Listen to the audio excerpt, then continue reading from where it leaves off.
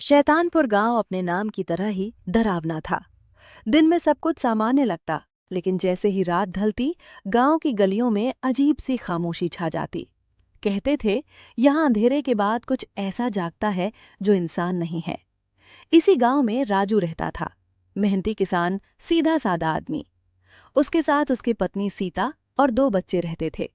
बेटा शिव 10 साल का और बेटी मीरा 8 साल की। उनका कच्चा पक्का सा घर गांव के आखिरी छोर पर था, जहां से खेत शुरू हो जाते थे। उस दिन सब कुछ सामान्य था। शाम को सीता ने कहा, चलो खाना खा लेते हैं, फिर बच्चों को सुला दूंगी। चारों जमीन पर बैठकर खाना खाने लगे। शिव अपने स्कूल की बातें बता रहा था, मीरा हंस रही थी। लेकिन राजू का मन कहीं और था। उसे याद आया कि आज खेत में पानी देना रह गया है।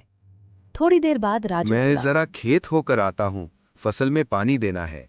सीता ने घड़ी देखी। रात के करीब 1:30 बज रहे थे। वो थोड़ा घबरा गई और बोली, इतनी रात में? सुबह चले जाते। राजू मुस्कुराया, अरे कुछ नहीं होगा, जल्दी लौट आऊंगा। वो लाठी उठाकर निकल पड़ा। रात बेहद शांत थी। चांद आधा छुपा हुआ था। हवा भी अजीब सी ठंडी लग रही थी। राजू कच्चे रास्ते से खेत की ओर जा रहा था कि अचानक उसकी नज़र पुराने पीपल के पेड़ पर पड़ी। वही पेड़ जिसके बारे में गांव में कहा जाता था, उस पेड़ के पास मत जाना। राजू का कदम अपने आप रुक गया। उसे लगा जैसे पेड़ की एक डाल पर कुछ बैठा हुआ है। पहले तो उसे लगा कोई उल्लू होगा, लेकिन फिर वो चीज हिली। राजू की सांस तेज हो गई। इतनी रात में? उसने आंखें मली और ध्यान से देखा। वो चीज इंसान जैसी थी, लेकिन पूरी नहीं। अचानक उसके पीछे से किसी ने कहा, राजू। राजू का शरीर जैसे पत्थर का हो गया। उसने धीरे धीरे पीछे मुड़कर देखा। पीछे कौन था? पीछे कोई नहीं था। लेकिन फिर से आवाज आई, राजू, खेत मत जा। आवाज किसी औरत की थी, टूटी फूटी गूंजती हुई। राजू का दिल जोर जोर से धड़कने लगा। उसने लाठी कसकर पकड़ी और बोला, कौन है? तभी पेड़ से एक हंसी गूंजी, ऐसी हंसी जिसमें दर्द भी था और पागलपन भी। और तभी पेड़ की डाल से वो चीज नीचे कूद पड़ी। वो क्या था? राजू ने जो देखा उसकी चीख गले में ही अटक गई। वो औरत जैसी दिखती थी, लेकिन उसके पैर उल्टे थे। चेहरा आधा जला हुआ, आंखें पूरी काली, बाल जमीन तक लटके हुए। वो धीरे धीरे राजू की ओर बढ़ी। राजू, तू मुझे भूल गया?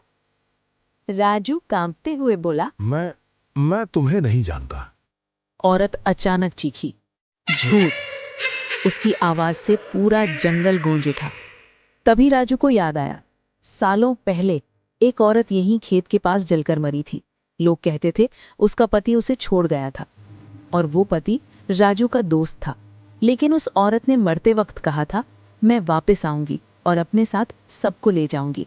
राजू के पैरों ने जवाब दे दिया। औरत पास आकर फुसफुसाई, आज पानी खेत को नहीं, खून को मिलेगा। उसी वक्त राजू के घर में मीरा नींद से उठ गई। उसने देखा दरवाजा अपने आप चर्र करता हुआ खुल रहा है। एक काली परछाई अंदर आ रही थी। मीरा चीखी, माँ! सीता उठी और उसने जो देखा उसके होश उड़ गए। वही जली हुई औरत घर के अंदर खड़ी थी। खेत से एक जोरदार चीख आई।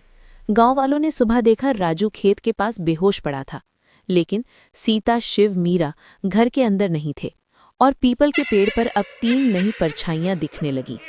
आज भी शैतानपुर में लोग कहते हैं, अगर रात 1:30 बजे कोई खेत की ओर जाए तो पीछे से आवाज आती है, राजू, खेत मत जा।